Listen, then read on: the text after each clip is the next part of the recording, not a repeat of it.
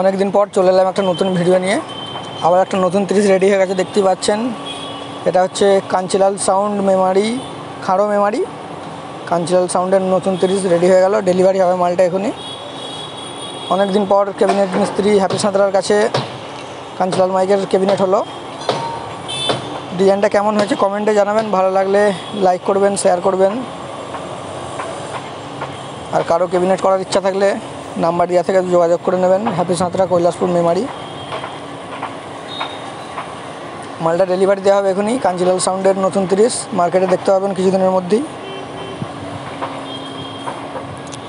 এরপরে আর একটা নতুন 30 আসতে চলেছে, তো নাম এখন বলবো না। মালটা রেডি হবে, এটা ডেলিভারি হয়ে গেলে ওটা রেডি হবে। প্লাই কাটা রয়েছে দেখতে পাচ্ছেন সাইডে। নাম এখন বলছি না, রেডি হয়ে গেলে একদম ভিডিও নিয়ে আসবো।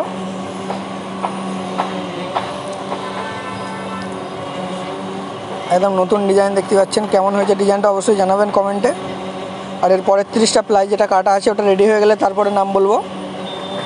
নতুন আপডেট আসতে চলেছে একটা। তো আজকে এই পর্যন্তই, এরপরে দেখা হচ্ছে নতুন ভিডিও নিয়ে।